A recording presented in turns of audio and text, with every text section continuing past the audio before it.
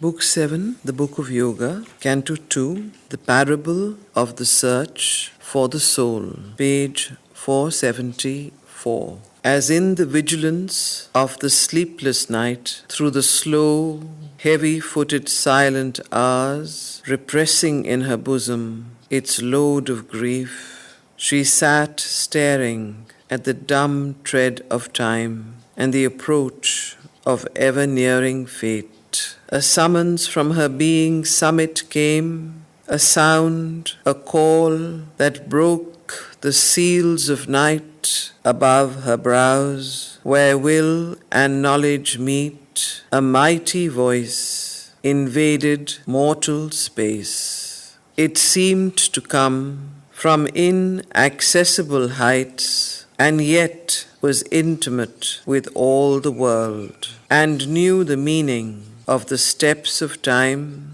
and saw eternal destinies, changeless seen, filling the far prospect of the cosmic gaze. So Savitri is sitting with this load of grief of the foreknowledge of Satyavan's death, and here is a description where she hears a mighty voice above her brows where will and knowledge meet. A mighty voice invaded mortal space. It seemed to come from inaccessible heights, and yet was intimate with all the world, and knew the meaning of the steps of time, and saw eternal destinies, changeless seen, filling the far prospect of the cosmic gaze. As the voice touched, her body became a stark and rigid golden statue of motionless trance. So as the voice touched, her body became a stark and rigid golden statue of motionless trance, a stone of God lit by an amethyst soul. Around her body's stillness, all grew still. Her heart listened to its slow, measured beats. Her mind, renouncing thought, heard and was mute. In quotations. Why camest thou to this dumb, death-bound earth, this ignorant life, beneath indifferent skies, tied like a sacrifice on the altar of time? O Spirit, O immortal energy, if it was to nurse grief in a helpless heart, or with hard, tearless eyes await thy doom. So Savitri hears this voice, and she is sitting quietly like a statue, and this voice is asking her, why have you come here on this death-bound earth? O Spirit, O immortal energy, if it was only to nurse grief in a helpless heart, or with hard, tearless eyes await your doom, have you come here to be just a witness of what is going to happen to you? Or are you going to do something about it? The voice continues, arise, O soul, and vanquish time and death. So Savitri hears this voice above, telling her very clearly, arise, O soul, and vanquish time and death. So as you know what Mother has said about death, she said that death is a bad habit. It is not inevitable. But Savitri's heart replied in the dim night, my strength is taken from me and given to death. Why should I lift my hands to the shut heavens, or struggle with mute, inevitable fate, or hope in vain to uplift an ignorant race who hug their lot and mock the Saviour light, and see in mine wisdom's sole tabernacle, in its harsh peak and its inconscient base, a rock of safety and an anchor of sleep? Savitri replies to that voice and says, my strength is taken from me and given to death. So why should I lift my hands and struggle with mute, inevitable fate? and hope in vain to lift an ignorant race, who hug their lot and mock the Saviour light, and see in mind wisdom's sole tabernacle, in its harsh peak and its inconscient base, a rock of safety and an anchor of sleep? Is there a God whom any cry can move? He sits in peace and leaves the mortal strength, impotent against his calm, omnipotent law, and in conscience and the almighty hands of death. What need have I? What need has Satyavan to avoid the black meshed net, the dismal door, or call a mightier light into life's closed room, a greater law into man's little world? Why should I strive with earth's unyielding laws, or stave off death's inevitable hour? Why should I strive with earth's unyielding laws, or stave off death's inevitable hour? This surely is best, to practice with my fate and follow close behind my lover's steps, and pass through night from twilight to the sun, across the tenebrous river that divides the adjoining parishes of earth and heaven. So why should I fight with death? Why should I strive against earth's unyielding laws? Instead, let me follow through the night from twilight to the sun, across the tenebrous river that divides the adjoining parishes of earth and heaven. Let me follow Satyavan when he dies. Then could we lie inarmed breast upon breast, untroubled by thought, untroubled by our hearts, forgetting man and life and time and its hours, forgetting eternity's call, forgetting God. The voice replied, Is this enough, O Spirit? And what shall thy soul say when it wakes and knows the work was left undone for which it came? Or is this all for thy being born on earth, charged with a mandate from eternity, a listener to the voices of the years, a follower of the footprints of the gods, to pass and leave unchanged the old dusty laws? Shall there be no new tables, no new word, no greater light come down upon the earth, delivering her from her unconsciousness, man's spirit from unalterable fate? Camest thou not down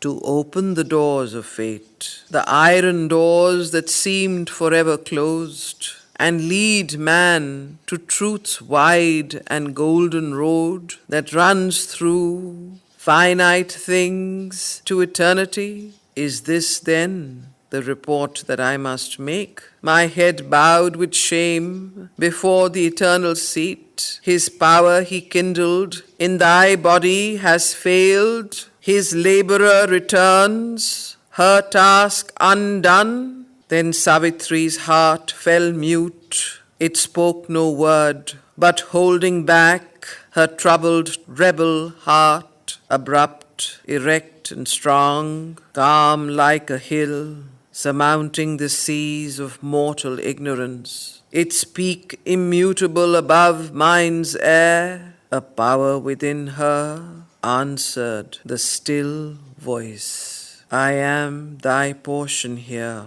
charged with thy work, as thou myself seated forever above. Speak to my depths, O great and deathless voice. Command, for I am here to do thy will.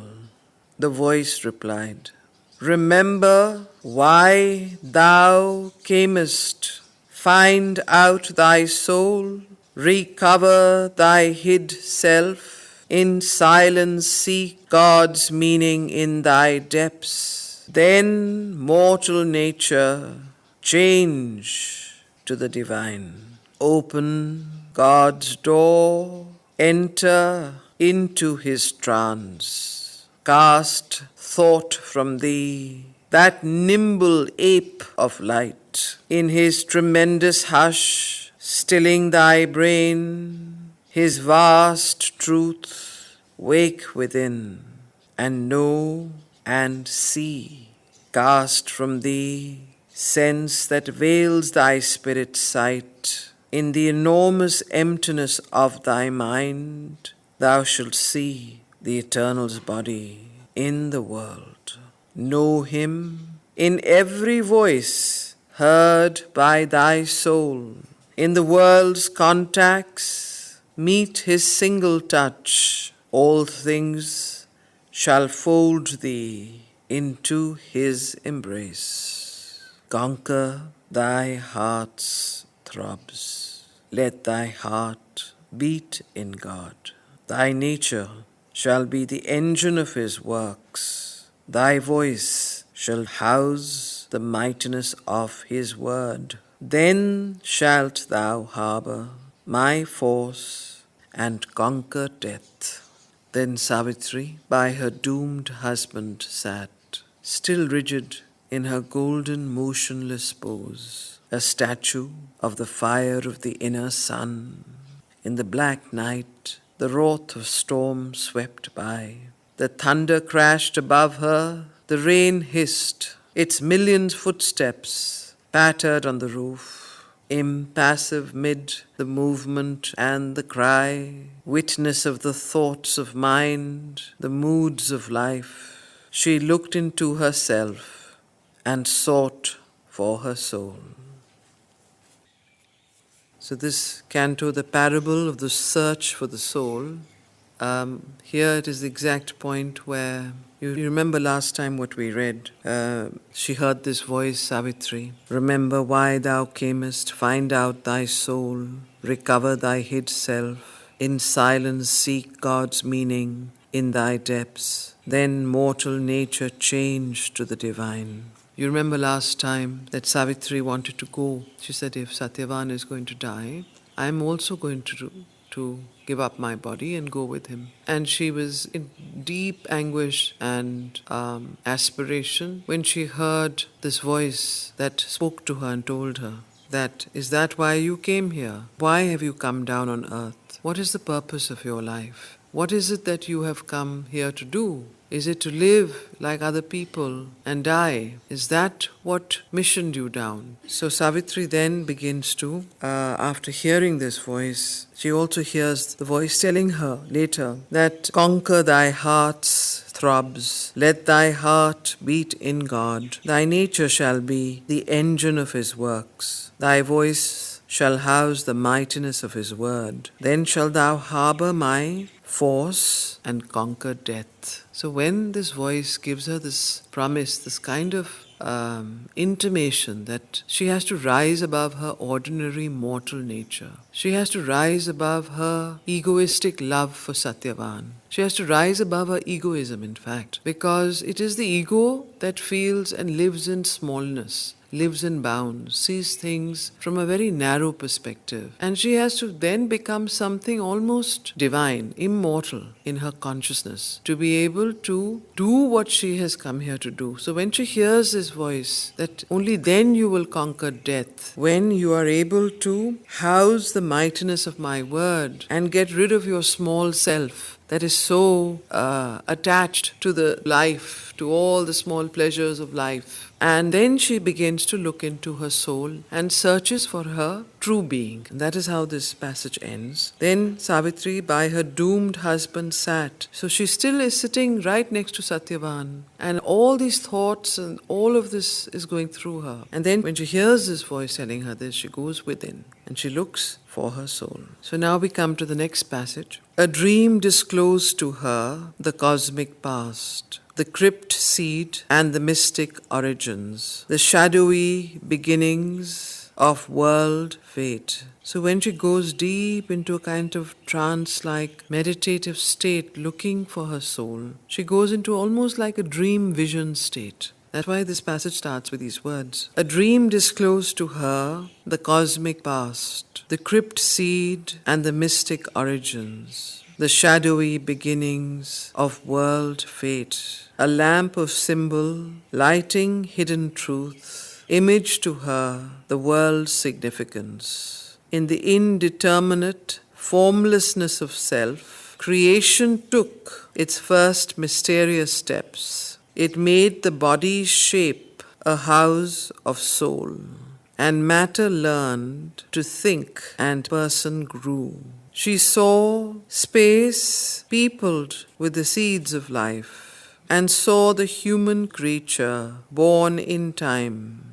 At first appeared a dim, half neutral tide of being emerging out of infinite naught. A consciousness looked at the inconscient vast, and pleasure and pain stirred in the insensible void. So this is a beautiful description. Savitri obviously has entered into the deep trance of her soul, and there in front of her she sees the entire beginning of creation, how creation actually rose, how through matter grew life, through life grew mind, through mind grew this person, and so on. This whole she almost goes back into the beginning of time and before that, when creation first began. Obviously, she's being given a deep education on the purpose of creation. What is the purpose of this earthly life? How earth began? What is the purpose of evolution? So here you read this and listen and quietly imagine, just see each thing. And when you see them, visualize it while I'm speaking. Then you will understand where it is going. At first appeared a dim half neutral tide of being emerging out of infinite naught. A consciousness looked at the inconscient vast, and pleasure and pain stirred in the insensible void.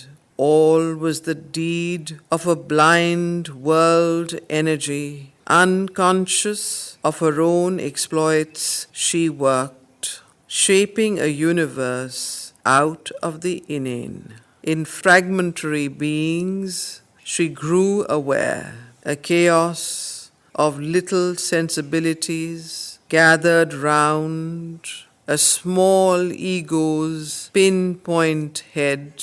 In it, a sentient creature found its poise. It moved and lived, a breathing, thinking whole, on a dim ocean of subconscious life, a formless surface.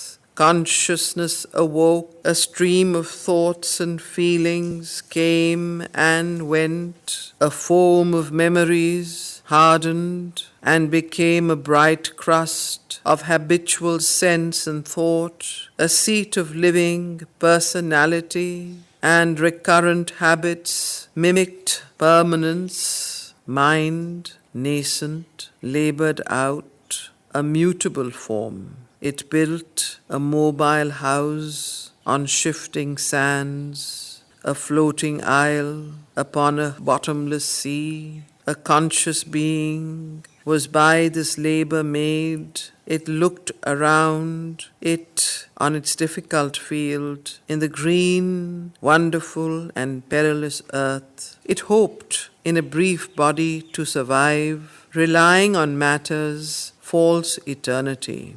It felt a Godhead in its fragile house. It saw blue heaven, dreamed immortality. A conscious soul in the inconscious world, hidden behind our thoughts and hopes and dreams. An indifferent master, signing nature's acts, leaves the vicegerent mind, a seeming king. In his floating house, upon the sea of time, the regent sits at work and never rests. He is a puppet of the dance of time. He is driven by the hours, the moment's call, compels him with the thronging of life's need and the babble of the voices of the world. This mind no silence knows, nor dreamless sleep. In the incessant circling of its steps, thoughts tread forever through the listening brain. It toils like a machine and cannot stop. Into the body's many storied rooms, into the body's many storied rooms, endless crowd down the dream god's messages. So into the body's many storied rooms, endless crowd down the dream god's messages. All is 100 tombed, murmur and babble and stir. There is a tireless running to and fro, a haste of movement and a ceaseless cry. The hurried servant senses answer apace to every knock upon the outer doors. Bring in time's visitors, report each call. Admit the 1,000 queries and the calls and the messages of communicating minds and the heavy business of unnumbered lives and all the 1,000-fold commerce of the world. So the senses and the outer mind is constantly busy like a servant. Keeps anything that happens, it reports it to the inner mind. So there is no rest. What Savitri is seeing is the functioning of the human machine, the human mechanism, how life came from the inconscient and from life came mind, and the way that the mind is working all the time on overdrive. Every little sense, every little thing it sees, every little thought that it comes in, it reports it constantly banging on the door, going down, up, down, restless. So you can see what a beautiful description this is of the way our own mind works. So this mind no silence knows, nor dreamless sleep. In the incessant circling of its steps, thoughts tread forever through the listening brain. It toils like a machine and cannot stop, and so on. So then it says it's like a hurried servant going to answer every knock upon the outer doors and brings in time's visitors, reports each call, admits the 1,000 queries and the calls and the messages of communicating minds and the heavy business of unnumbered lives and all the 1,000-fold commerce of the world. Even in the tracks of sleep is scant repose. Even in sleep, this mind doesn't stop. This is the working of the physical mind that just absolutely does not stop. Even in the tracks of sleep is scant repose. He mocks life's steps in strange subconscious dreams. He strays in a subtle realm of symbol scenes. His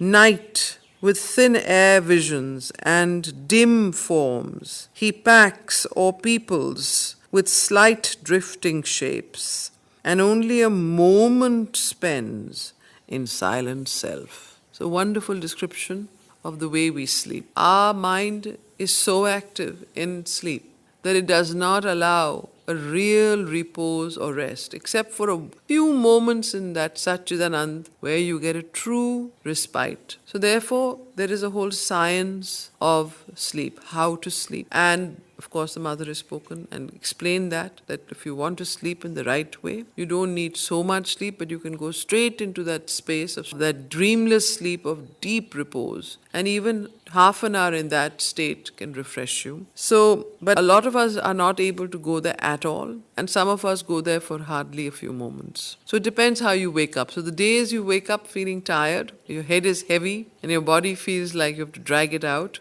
and you feel that your energies are not bright and crisp and alive, those are the days you have not been there. That day continued into your mind, the same outer blah blah going on. So these are great psychological, the wisdom here, the kind of truths that one learns. You can really recreate your life if you know how to do it. So he is, of course, mind. He packs or peoples with slight drifting shapes, and only a moment spends in silent self.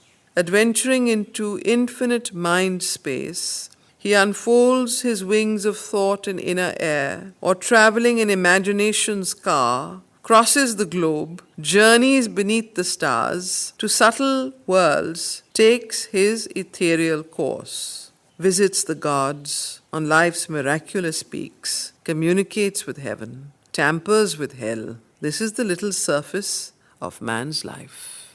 This whole description is the surface of man's life, of our life. This is the little surface of man's life. He is this and he is all the universe. So he is both this and he is also the whole universe. So not only is he this outer self that constantly is bombarded, but he is also the entire universe. He is this and he is all the universe. He scales the unseen. His depths dare the abyss. So he scales both the unseen and his depths dare the abyss. A whole mysterious world is locked within. Unknown to himself, he lives a hidden king. Unknown to himself, he lives a hidden king behind rich tapestries in great secret rooms, an epicure of the spirit's unseen joys. He lives on the sweet honey of solitude, a nameless God in an unapproachable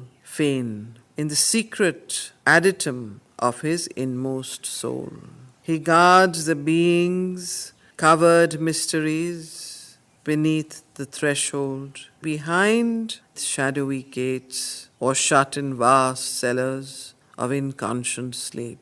The immaculate, divine, all wonderful, casts into the argent purity of his soul his splendor and his greatness and the light of self-creation in time's infinity as into a sublimely mirroring glass. Man in the world's life works out the dreams of God, but all is there, even God's opposites. But all is there, even God's opposites. He is a little front of nature's works. He, meaning the human being, us, we. He is a little front of nature's works, a thinking outline of a cryptic force. All she reveals in him that is in her.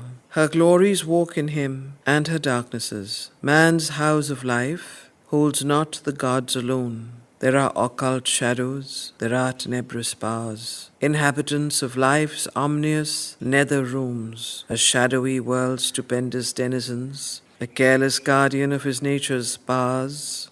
Man harbors dangerous forces in his house. So, when Savitri is gone into the cosmic past and she goes into herself to find her soul, a conscious soul in the unconscious world, she also discovers, and this is kind of and the narrator speaking, of the different parts of the human being, and also the fact that we don't only house the light but also the shadows, and we need to become aware of both the light and shadow in ourselves. So, a careless guardian of his nature's powers, man harbors dangerous forces in his house. The titan and the fury and the din lie bound in the subconscious cavern pit, and the beast grovels in his onter den. So, man or all of us have also the titan and the beast groveling in us. So both the darkest part of nature and the best part of nature both reside in the human being. Dire mutterings rise and murmur in their drowse. Insurgent sometimes raises its huge head, a monstrous mystery lurking in life's deeps, the mystery of dark and fallen worlds, the dread visages of the adversary kings, the dreadful powers held down within his depths, become his masters or his ministers. So these dreadful powers that are held down, almost submerged in his subconscious, the dreadful powers held down within his depths become his masters or his ministers. So these either completely take control of him or they become his ministers. They serve his ends. Enormous, they invade his bodily house, can act in his acts, infest his thought and life. Inferno surges into the human air and touches all with a perverting breath. Grey forces like a thin miasma creep, stealing through chinks in his closed mansion's doors, discoloring the walls of upper mind in which he lives his fair and specious life. and leave behind a stench of sin and death. Not only rise in him perverse drifts of thought and formidable formless influences, but there come presences and awful shapes. So, here is a description of the other side of the human nature, the titan and the jinn and the beast, and is clearly, beautifully described here. Discoloring the walls of upper mind, in which he lives his fair and specious life, and leaves behind a stench of sin and death. Not only rise in him perverse drifts of thought, so not only does it bring forward in us when we are under that attack or under that influence of the adverse force, perverse thoughts, meaning thoughts that are anti the light. Not only rise in him perverse drifts of thought and formidable formless influences, but there come presences and awful shapes, tremendous forms and faces, mount dim steps, and stare at times into his living rooms, or called up for a moment's passionate work, lay a dire custom's claim upon his heart. So all of us have these, and one has to become more and more self-observant and self-reflective to see when these parts in us rise up. It's not something that happens outside us, it happens within us. So to see when these begin to influence your own mind, your own thoughts, your own actions is very important. The reason why we are reading Savitri and Sri Aurobindo is explaining this is so that man becomes more conscious. We become more conscious of our own selves. But there come presences and awful shapes, tremendous forms and faces, mount dim steps and stare at times into his living rooms, or called up for a moment's passionate work, lay a dire custom's claim upon his heart. Aroused from sleep, they can be bound no more. Once these adverse forces, adverse influences, dark thoughts, dark and perverse ideas enter into the mind or into the heart, once they wake up, they can be bound no more. They start acting, afflicting the daylight. And how do they act? Afflicting the daylight and alarming night. So they start getting us into the light, the sunshine, the sunlit path becomes clouded. Our thoughts become clouded. Our mind becomes clouded. So lay a dire custom's claim upon his heart. Aroused from sleep, they can be bound no more. Afflicting the daylight and alarming night. So even at night, they begin to attack. Invading at will his outer tenement. The stark glooms, grisly, dire inhabitants, mounting into God's light, all light perturb. So these stark, gloom, grisly, dire inhabitants mount into the light of our consciousness and disturb it and perturb it. Mounting into God's light, all light perturb. All they have touched or seen, they make their own. In nature's basement lodge, mind's passages fill. So you see how they attack. So they disrupt the thoughts links and they lodge in our nature's basement and they fill the passages of our mind. Normally it is through the mind and the thoughts that they attack. You get thoughts of things that are dire, that are depressive or disturbing or destructive or dark. So we all can recognize those in ourselves. Invading at will his outer tenement, the stark glooms, grisly, dire inhabitants, mounting into God's light, all light perturb. All they have touched or seen they make their own. In nature's basement lodge, mind's passages fill, disrupt thoughts' links and musing sequences, break through the soul's stillness with a noise and cry, or they call the inhabitants of the abyss. Invite the instincts to forbidden joys, a laughter wake of dread demoniac mirth, and with nether riot and revel shake life's floor, impotent to quell his terrible prisoners. Appalled, the householder helpless sits above. So the householder here is the occupant of the body. So once they start attacking, impotent to quell their terrible attack, appalled, the householder helpless sits above. Taken from him his house is his no more. So they can totally possess. If it continues on, possession can take place, and the psychic being sits above, completely appalled, can't act. It goes completely submerged, and the outer being and the darkness of the outer nature, the disturbances overtake the being. So disturbances can be violent, they can be demoniac, they can be dark, they can be disturbing. In each, they can be in various forms depending on the nature of the person. So, impotent to quell his terrible prisoners, appalled, the householder helpless sits above.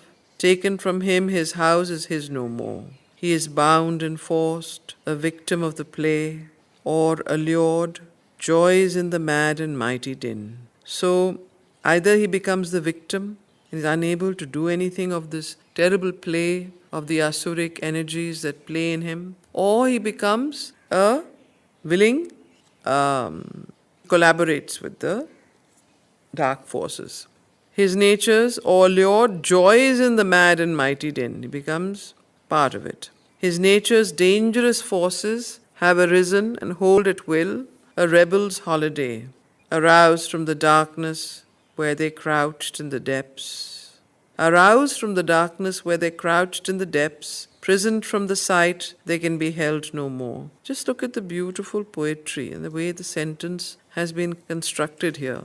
It is absolutely unbelievable how he's describing these psychological conditions that exist in man, in us, in the most beautiful way. Aroused from the darkness where they crouched in the depths, the poetry of it. Aroused from the darkness where they crouched in the depths, prisoned from the sight, they can be held no more. His nature's impulses are now his lords.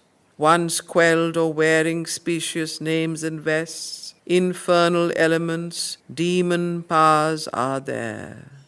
Man's lower nature hides these awful guests. So these wonderful, awful guests hide in our lower nature. Man's lower nature hides these awful guests. Their vast contagion. So they are also contagious. So as the light is contagious, so is the darkness. That is why we have to keep in the company of people who always take us towards the light. Refuse to be influenced by those who are pessimistic, who are destructive, who are always finding fault, who are always bringing the dark side of everything forward. Keep away from them, because it is a big contagion. Like you get a contagion of the light when you're with somebody who is full of light, full of joy, full of the highest parts of your own of existence. Those are the kind of people you should try and keep the company of. Why? Because your mind and your outer nature is still very, very impure, all of us. We have to be very careful with the company we keep, the kind of people we meet, the kind of books we read, the kind of films we see, the kind of conversations we engage in, and the conversations we listen to, other people engage in. So we don't get contaminated, because there is a tremendous contagion of these forces. So this is something that is very, very useful even for us when we are in our daily work coming across people who are negative. Be aware of negative people. Do not come near them. So, his nature's impulses are now his lords. Once quelled or wearing specious names and vests, infernal elements, demon powers are there. Man's lower nature hides these awful guests. Their vast contagion grips sometimes man's world. So these guests that housed in our lower nature, sometimes they come up and they grip your life, grip your world. And then you're caught in this terrible negativity, darkness, pessimism, depression. So it can take so many forms. It depends on your nature. But the main thing is to avoid this kind of thought process so that they don't grip you. And sometimes we are not even aware that we are caught in it. That is the worst part of it. We are unconscious of the influences. We are unconscious. We think our mind gives a good explanation why something is justified. But anything that takes you away from the light and from the inner bliss and joy is not justified. So get rid of that idea. Get rid of those thoughts. Get rid of those people from your life. His nature's impulses are now his lords, once quelled or wearing specious names and vests. Infernal elements, demon powers are there. Man's lower nature hides these awful guests. Their vast contagion grips sometimes man's world. An awful insurgence overpowers man's soul. In house and house, the huge uprising grows. So it's contagious.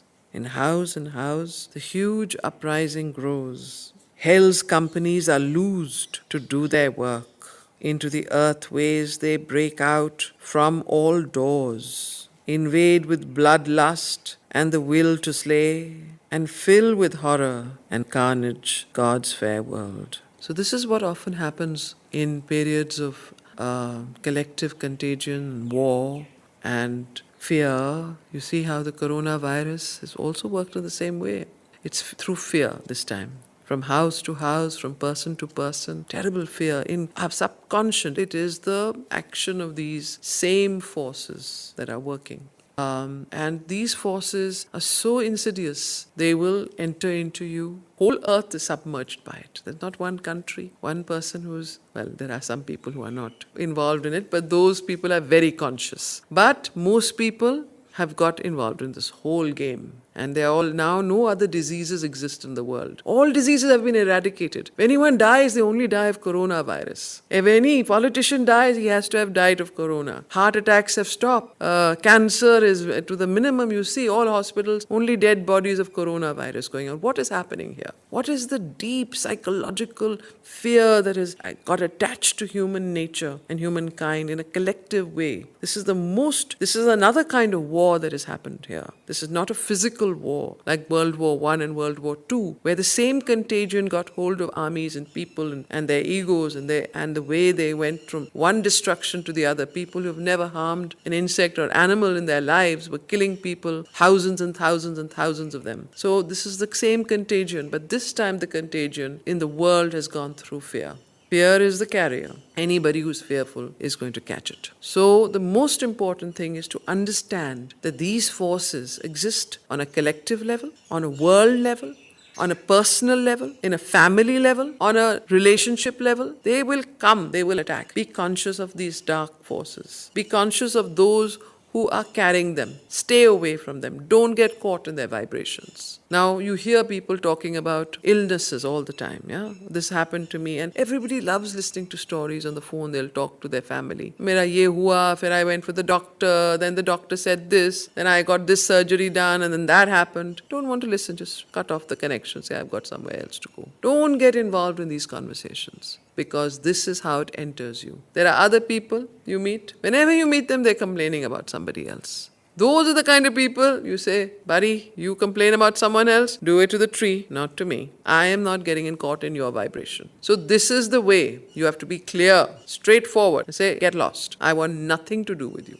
Stay in the atmosphere of the light. Stay in the atmosphere of the divine. You'll have a completely different experience and outlook. Don't get caught in negativity. You understand? And negative people. There are quite a few. They are all little batteries operating. You decide which battery you want to go to, the battery of light or battery of darkness. So, death and his hunters stalk a victim earth. The terrible angel smites at every door. An awful laughter mocks at the world's pain. So when this world is going through the terrible pain, the Titan and the Asura is laughing. An awful laughter mocks at the world's pain. and massacre and torture grin, smile at heaven. All is the prey of the destroying force. All is the prey of the destroying force. Creation rocks and tremble top and base. So, clear, the mother is often said, we have an envelope around us, what is called the physical vital envelope, or the etheric body, or the protective subtle physical body, the sukshma shariram. If you allow that to get broken with fear, anything, you will catch that illness. If you have no fear, you will never catch it. In the same way, any virus, whether it's corona or phorona or flu or whatever name you want to call it, can only act through one medium, fear. It cannot act without fear. There's no power. If your envelope is strong and you have no fear, nothing can touch you. Nothing can touch you. So remember that in your life. Be conscious when fear enters you. Get rid of it. Any kind of fear. Mental fear, vital fear, physical fear. So, an awful laughter mocks at the world's pain, and massacre and torture grin at heaven. All is the prey of the destroying force. Creation rocks and tremble top and base. This evil nature housed in human hearts, a foreign inhabitant, a dangerous guest. So this evil nature housed in human hearts, a foreign inhabitant, a dangerous guest. The soul that harbors it, it can dislodge. So the soul that harbors this guest, it can completely dislodge that soul. Expel the householder, possess the house. So it will expel, the householder here is the soul, the psychic being, psychic spark. It will expel the psychic and possess the house. This is, of course, possessions that take place. You see that certain people are possessed. You see even in the ashram that many people who had turned to the mother in Sri Aurobindo and to the yoga after a while could not get rid of the dark forces came up, corrupted their mind. They went into very, very dark ways, started attacking the ashram, put cases against the ashram, started believing that everything that was happening was dark, only saw the empty glass, refused to see every glass is half empty or half full. You decide which way you want to look. Do you want to look at life with what it does not have, or do you want to look at life and people with what there is? Always look at the potential of each person and always look at the glass half full, not half empty. And the same goes in the ashram. When those people started criticizing in their minds other people, the mother, Sri Aurobindo, the ashram, what was going on, they got under the influence of the dark forces, the asuric forces. And after a while, they had to be asked to leave the ashram. So this is something very important. You have to remember this. Wherever you go, be conscious of the thoughts. Be positive. And if you find negative thoughts, get rid of it. That is the worst disease you have. It's the negativity is the worst disease. The critical negativity against people, against life, against situations is the worst disease we carry in ourselves. Get rid of it. A foreign inhabitant, a dangerous guest. The soul that harbors it, it can dislodge. Expel the householder, possess the house. An opposite potency, contradicting God. A momentary evil's almightiness has straddled the straight path of nature's acts. It imitates the Godhead, it denies. So it imitates the Godhead, it denies. Puts on his figure and assumes his face. Now that is the problem of this, the way this particular force acts. This self-righteousness that I am protecting the right thing. I am protecting the ashram from going down. I am protecting the Gnostic center or whatever it might be from the demons that will otherwise ruin it or whatever it might be. This kind of thought process is itself very, very asuric. That is what it's trying to say. Expel the householder, possess the house. An opposite potency contradicting God, a momentary evil's almightiness, has straddled the straight path of nature's acts. It imitates the Godhead, it denies, puts on his figure and assumes his face. A Manichaean creator and destroyer, this can abolish man, annul his world. But there is a guardian power. There are hands that save. Calm eyes divine regard the human scene. So in the end, of course, of this quite scary passage, Sri Aurobindo ends with the wonderful lines that there is a guardian power, there are hands that save. There is a guardian power, there are hands that save. Calm eyes divine regard the human scene. So this guardian power And these hands that save are always outstretched towards us. All we need to do is to reject the darkness, reject the negativity, and suddenly in 1 minute from the darkness, one enters into the light. It's just like a hand, like that mother says. Between your two hands, you can decide to be in this state of darkness or this state of light. It's so simple because this guardian power is there. Even if there is a possession, even if there is negativity, you can come out of it just by that simple aspiration to this guardian power. So there is a guardian power, there are hands that save, and therefore the earth, even though we are besieged by the worst, fear psychosis that we have gone through, I have seen, at least in my lifetime, I'm sure we will come out of it. Okay. But there is a guardian power. There are hands that save. Calm eyes divine regard the human scene. All the world's possibilities in man are waiting as the tree waits in its seed. His past lives in him. It drives his future's pace. His presence acts fashion his coming fate.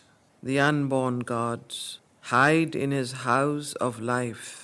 The demons of the unknown overshadow his mind, casting their dreams into live molds of thought, the molds in which his mind builds out its world. His mind creates around him its universe. All that has been renews in him its birth. So the universe is created by the mind, your mind. Each of us creates the universe around ourselves by our mind. So the molds in which his mind builds out its world, his mind creates around him its universe.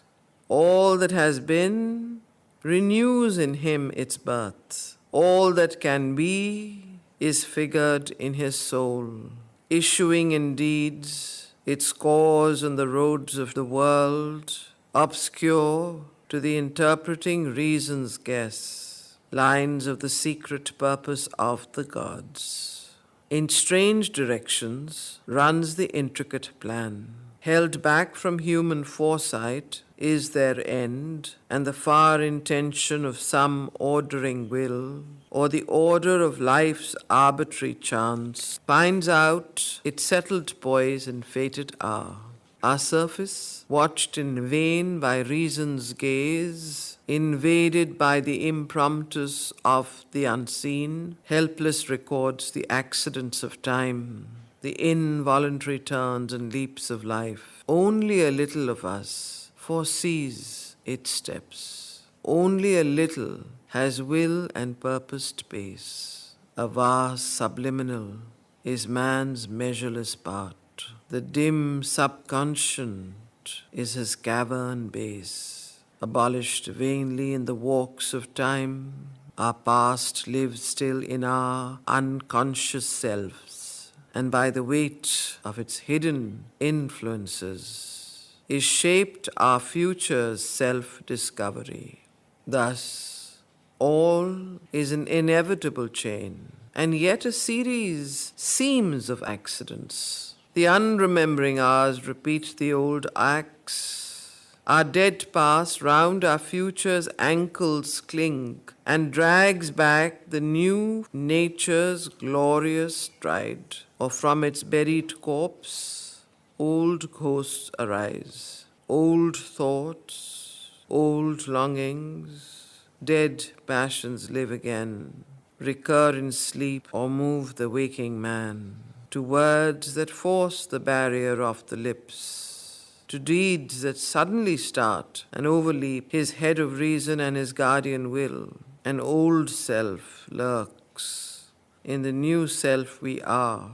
Hardly we escape from what we once had been. In the dim gleam of habits, passages, in the subconscious's darkling corridors, all things are carried by the porter nerves and nothing checked by the subterranean mind, unstudied by the guardians of the doors, and passed by a blind instinctive memory, The old gang dismissed, old cancelled passports serve. Nothing is wholly dead that once had lived. In dim tunnels of the world's being and in ours, the old rejected nature still survives. The corpses of its slain thoughts raise their heads and visit minds' nocturnal walks in sleep. Its stifled impulses breathe and move and rise. All keeps a phantom immortality. Irresistible are nature's sequences. The seeds of sins renounced sprout from hid soil. The evil cast from our hearts once more we face. Our dead selves come to slay our living soul. A portion of us lives in present time. A secret mass in dim inconscience gropes. Out of the inconscient and subliminal arisen, we live in minds uncertain light and strive to know and master a dubious world whose purpose and meaning are hidden from our sight. Above us dwells a superconscient God, hidden in the mystery of his own light. Around us is a vast of ignorance, lit by the uncertain ray of human mind. Below us sleeps the inconscient, dark and mute, but this is only matter's first self-view, a scale and series in the ignorance. This is not all we are, or all our world. Our greater self of knowledge waits for us, a supreme light in the truth-conscious vast. It sees from summits beyond thinking mind. It moves in a splendid air transcending life. It shall descend and make earth's life divine. So after this very potent and accurate description of human nature and the mind and the man's life, Sri Aurobindo, the narrator, then says, our greater self of knowledge yet waits for us, the supreme light in the truth-conscious vast. And when that greater self of knowledge descends, that will make earth's life divine. Truth made the world, not a blind nature force. For here are not our large diviner heights, our summits in the superconscious blaze, are glorious with the very face of God. There is our aspect of eternity. There is the figure of the God we are.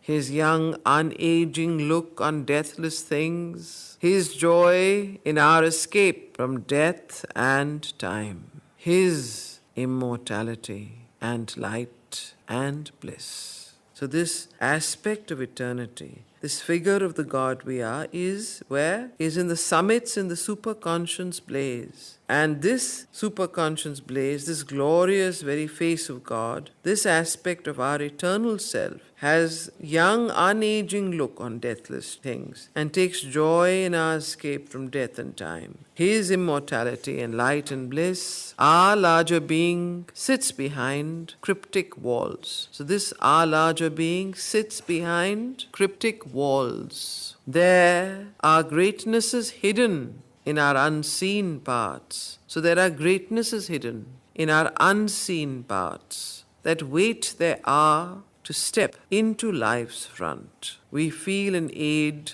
from deep indwelling gods. So not only are there greatnesses hidden in our unseen parts, we also feel that there is some help, there is some guidance from deep indwelling gods, from the psychic entity. So above is the superconscious blaze, within is the aid and guide of the psychic being, psychic entity. So we feel an aid from deep indwelling gods. One speaks within, Light comes to us from above. So both. One speaks within is the guide that speaks within, and the light that comes from above. So this is a wonderful correspondence with what we have read in the Triple Transformation. You remember in the Triple Transformation, we read about the psychic transformation and the spiritual transformation. So here, that is what Sri Aurobindo is speaking about. And that is why, if you see, the name of the chapter is called The Parable of the Search for the Soul.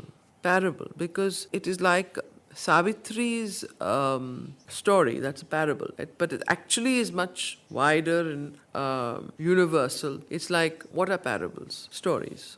So Savitri is a representative of her search for the soul, is actually the story of the search for the soul of man, of human beings. Our larger being sits behind cryptic walls. There are greatnesses hidden in our unseen parts that wait their hour to step into life's front. We feel an aid from deep indwelling gods. One speaks within, light comes to us from above. Our soul, from its mysterious chamber, acts. Its influence pressing on our heart and mind pushes them to exceed their mortal selves. It seeks for good and beauty and for God. What seeks for good and beauty and for God? The soul within, the guide within, the psychic entity, the psychic, what he calls our soul from its mysterious chamber acts. It's the psychic pressure of the psychic being, the psychic soul, that acts from the inner chamber of our heart. Its influence pressing on our heart and mind pushes them to exceed their mortal selves. It seeks for good and beauty and for God. We see beyond self's walls our limitless self. So, we see beyond self's walls our limitless self. Self's walls, the self of the ego, the self of the ordinary outer nature and person. We see beyond self's walls our limitless self. We gaze through our world's glass at half-seen vasts. We hunt for the truth behind apparent things. Our inner mind dwells in a larger light. How wonderful. Our inner mind dwells in a larger light. Its brightness looks at us through hidden doors. Our members luminous grow, and wisdom's face appears in the doorway of the mystic ward. So this inner mind dwells in a larger light. Remember we spoke about the inner mind, the inner vital, and the inner physical in the triple transformation. So here, the inner mind, now you know what is happening. This wonderful description of the discovery of the soul that Savitri is going through. Our inner mind dwells in a larger light. Its brightness looks at us through hidden doors. Our members luminous grow, and wisdom's face appears in the doorway of the mystic ward. When she enters into our house of outward sense, then we look up and see above her sun. So when she enters into our house of outward sense, right? Then we look up and see above her sun. A mighty life self with its inner powers supports the dwarfish modicum we call life. It can graft upon our crawl two puissant wings. Our body's subtle self is throned within in its viewless palace of veridical dreams. So, our body's subtle self is that luminous body, the subtle body, is throned within in its viewless palace of veridical dreams. That are bright shadows of the thoughts of God. In the prone, obscure beginnings of the race, sure. What are the two puissant wings? It can graft upon our crawl two puissant wings. So what do you think are the two puissant wings? He's speaking of the inner vital here, right? He's speaking about the inner vital and the inner body also, subtle body. Next lines. Yeah. So appears in the doorway of the mystic ward. Our members luminous grow, and wisdom's face appears in the doorway of the mystic ward. When she enters into our house of, the wisdom's face, that is when she enters, this wisdom's face is actually the face of the presence, the divine presence. When she enters into our house, into the doorway of the mystic ward, when she enters into a house of her son, a mighty life self with its inner powers. So then he goes on, her son, then he continues, a mighty life self, the true, again above. Now, the inner has influenced the divine presence to come forward. It's come into the outer senses. The outer senses have been transmuted, have become open to the light, and have become, in a way, transformed, and can see the true sight, not the outer sight, not the outer smell, not the outer hearing, but are open to the subtle hearing, the subtle sight, and the subtle vision. And when these open in our senses, in our outer senses, in the outer nature, then you can, when you look up, you see the sun, that is, you see the true mind or the higher mind, you see the higher vital, the higher life, you see the truth from which all our parts have come from, the highest parts. So that is what is being described here. Okay? A mighty life self with its inner powers supports the dwarfish modicum we call life. Then we see that our life, that we call life, is actually supported by a mighty life self, the true life, the super life, the place from which all life comes down, whatever you want to call it. You can call it true vital, the true life, source, whatever. I mean, he's not used those words here. It's poetic, but you can see the correlation. Now, then we look up and see above her son, a mighty life self. Life self. So remember, it's not mind self, it's life self. With its inner powers, supports the dwarfish modicum we call life. Okay? So this self of life supports this what we call life, the living things, prana. So what do you want to call it? Now, it can graft upon our crawl two puissant wings. Our body's subtle self is throned within. So this mighty life self can graft, can create in our life two puissant means our whole, it can bring about a kind of, you can begin to, your subtle self, your subtle body, it can create a new life within the outer ordinary life. That means you can begin to live in a higher, deeper way, and you can become aware of your luminous body. And the true body which is above can begin to influence, or the true life that is above, you can begin to influence the vital life which is below and transform it. So, it's a vital transformation that is she's speaking of here.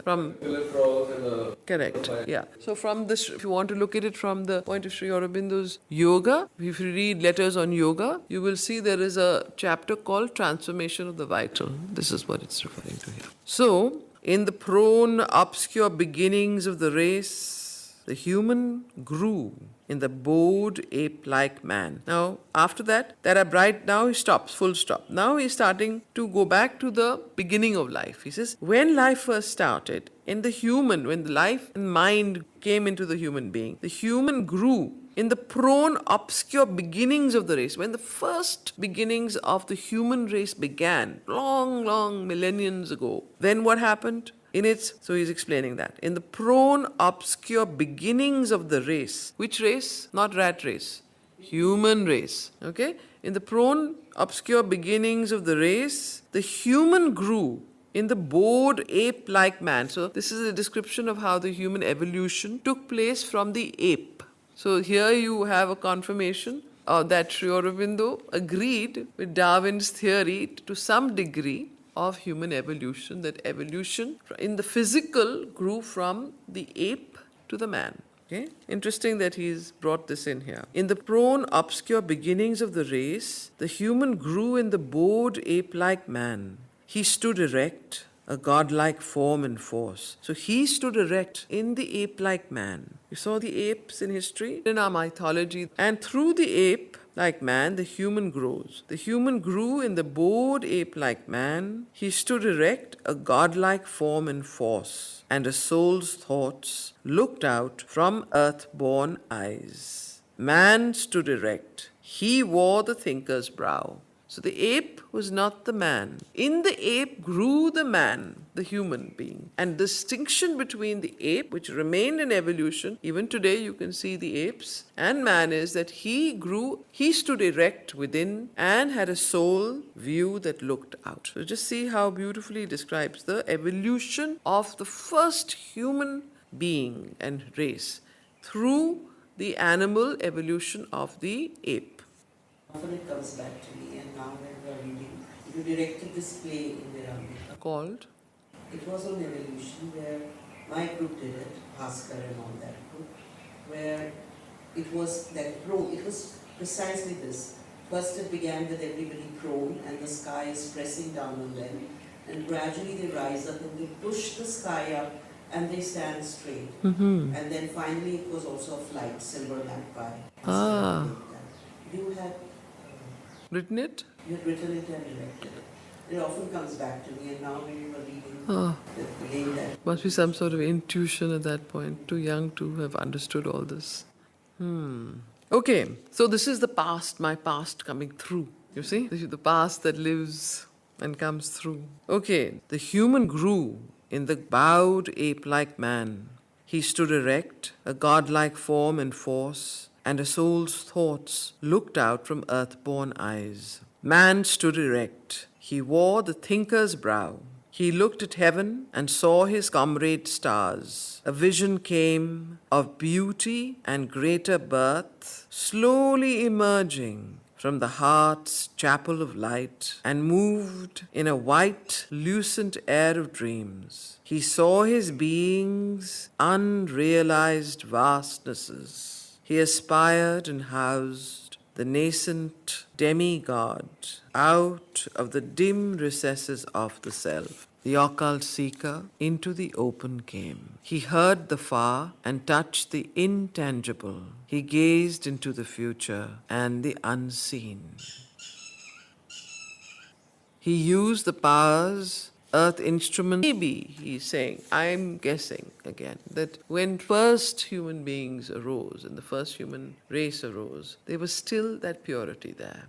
And over time, as we began to evolve, and I think, let's see, that's a feeling I'm getting. I don't think he's realized this psychic being here. He's just talking about the evolutionary man, which has just come, like the first human race, and the man, how he comes out from the ape, and then he comes, and the mind comes in, and then he thinks, and he can see, and so on. So he looked at heaven and saw his comrade stars, and so he stood erect, a godlike form and force. From the ape, you can imagine it, man must have first looked, when the first man came, quite godlike, because the ape was ugly and with full hair and looking like down man, and how he was so attached to, and the first man. So this is what the description is, I think. Who? He was the epitome, the last before, between. He was a god. He was the prototype kind of thing. While the ape was the lower form of his race. So he saw his being's unrealized vastnesses. He aspired and housed the nascent demigod. So don't forget, here he's aspired and housed a nascent. Nascent is? What is the meaning of the word nascent?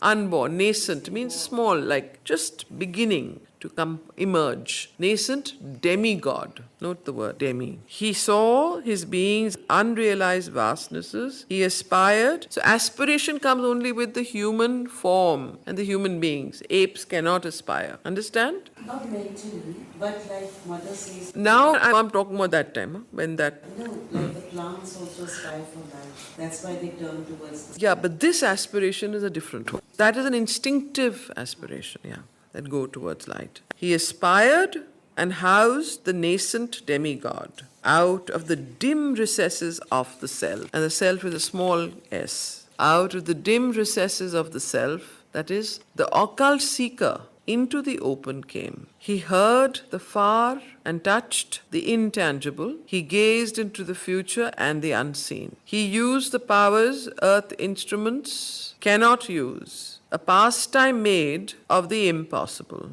He caught up fragments of the omniscient's thought. He scattered formulas of omnipotence. Thus man, in his little house, made of earth's dust, grew towards an unseen heaven of thought and dream, looking into the vast vistas of his mind on a small globe dotting infinity. So it's quite clear. It's the human mind. On a small globe dotting infinity. At last, climbing a long and narrow stair, he stood alone on the high roof of things and saw the light of a spiritual sun. So, at last, climbing a long and narrow stair of the mind, he stood alone on the high roof of things and saw the light of a spiritual sun. Aspiring, he transcends his earthly self. Now, this is the special quality of man, that he can, through aspiration, transcend his earthly self, his present earthly nature. No other being,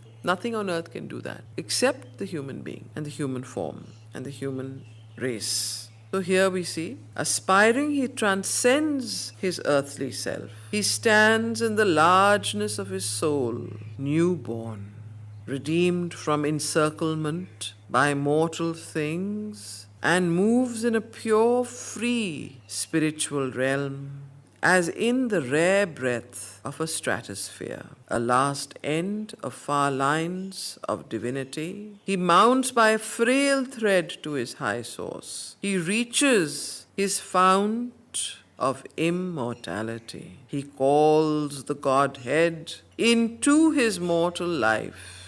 All this the Spirit concealed had done in her. So her is Savitri. That through this whole narrative, he brings back the narrative back to Savitri and says, all of this, the Spirit concealed in Savitri, has done for her. All this has taken place in Savitri.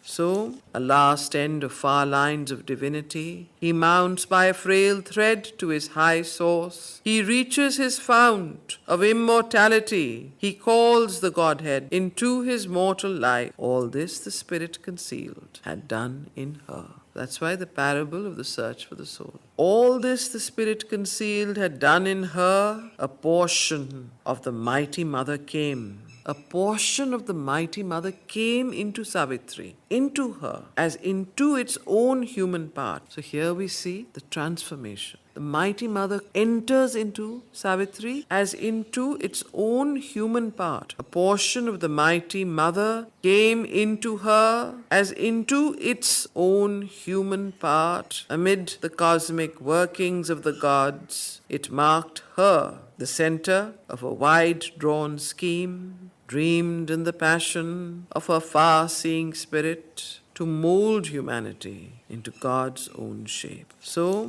dreamed in the passion of her far-seeing spirit, because of her intense aspiration, Savitri became the figure, the symbol, and the parable of the descent of the Divine Mother into the human being. A portion of the mighty Mother came into her as into its own part.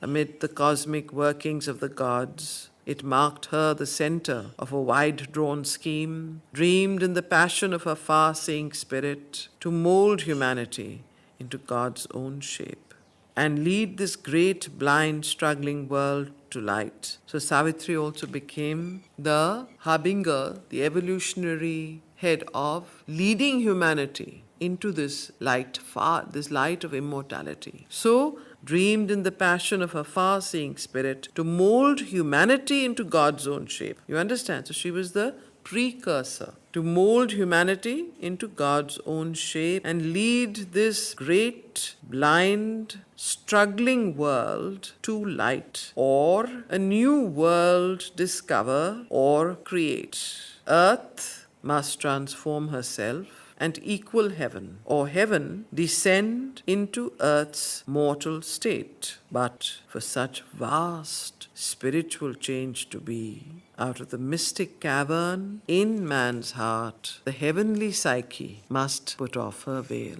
But for this change to take place, this vast spiritual change, it is imperative, it is indispensable that out of the mystic cavern in man's heart, in the heart of the human race, what should happen? The heavenly psyche, the psychic entity, must put off her veil and come forward into this as a psychic being and be the leader of the progress and the evolution of the human race. So the psychic has to come forward as a psychic being, not only in the collective human race, like mind is today the leader of the human race. In the same way, when the psychic comes forward as the leader of the human race, then there will be the change from the earth to the life divine. Earth as it is today, which is not, is full of the inconscious and subconscious and subliminal and so on. The dark forces and the light forces, everything is mixed up. That will change. Life will change. Human nature will change. Humanity will change. The human race will change into a new race. But for that to happen, the heavenly psyche, the psychic being, the psychic entity, has to come forward and lead human evolution, lead the human race.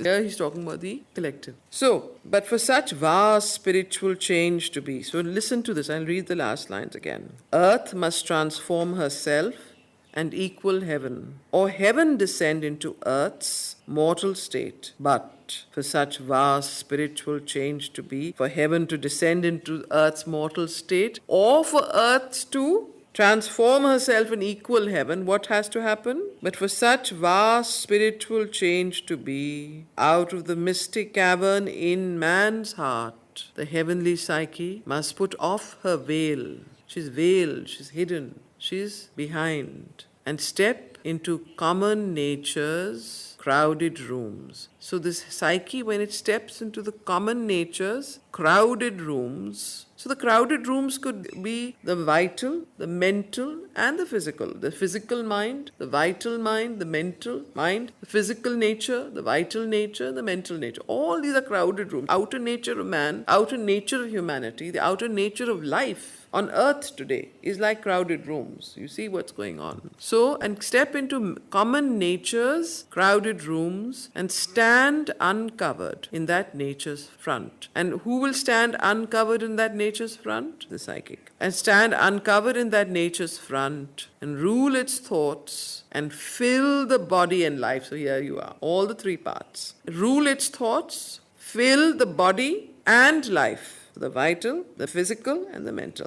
vital, physical. So, obedient to a high command, she sat. Time, life, and death were passing incidents. So, obedient to a high command, she sat. Who sat? Obedient to a high command, she sat. Time, life, and death were passing incidents, obstructing with their transient view her sight. Whose sight? Savitri's sight. So she saw time, life, all of time, all of life, and all of death right in front. They were obstructing her with their transient view, her sight. But she could see, they were all in front. Her sight that must break through and liberate the God. Okay? And liberate the God imprisoned in the visionless mortal man. So which God should her sight break through? The God that is imprisoned in the visionless mortal man. Okay? Because hers is already liberated. Hers is liberated. She's the precursor. She's the, yeah. So now, her sight that must break through and liberate the God imprisoned in the visionless mortal man, the inferior nature born into ignorance, still took too large a place. So the inferior nature born into ignorance still took too large a place. It veiled herself and must be pushed aside to find her soul. So this inferior nature, this visionless imprisonment that does not allow mortal man, humanity, to see through, still in this end of this canto, still the narrator remarks, still has a very large place in the world, in humanity, in life, and therefore unless it is pushed aside, one cannot find one's soul. So, the inferior nature born into ignorance still took too large in our countries is the next thing where psychic being has come forward, but the psychic being has still not been able to completely immortalize her and to completely change her outer nature because it's still very deeply ingrained in human ignorance. So because she's got the human parts in her still. That's what he's saying, yeah. And rule its thoughts and fill the body life. Obedient to a high command she sat. Time, life and death were passing incidents. So that much she's already seen and that these are all passing incidents. She's in touch with her soul. Her psychic being has come forward, obstructing with their transient. So even when the psychic being comes forward, the transformation of human nature still takes time. It can't be, the psychic being has come forward, your whole nature is transformed. It doesn't happen like that. It's not magic. So, Obedient to a high command she sat. Time, life, and death were passing incidents, obstructing with their transient view her sight that must break through and liberate the god imprisoned in the visionless mortal man. The inferior nature born into ignorance still took too large a place. It veiled herself and must be pushed aside to find her soul. Savitri. End of Canto 2. Therefore, so this pushing aside of her inferior nature and finding her soul, when we come to Canto 5, the finding of the soul. And then she will be able to destroy death and take on death and actually follow Satyavan. The spiritual journey starts on the realization of psychic. So the triple transformation, psychic is the first. Without the psychic transformation, the spiritual transformation does not begin, especially in Sri Aurobindo's yoga, where his yoga is life transforming. If it was not life transforming and one had to just go into one's personal nirvanic or liberation, then you don't need to go to psychic. You can go straight to the spiritual. But then you cannot transform this world and life or your human nature. Okay.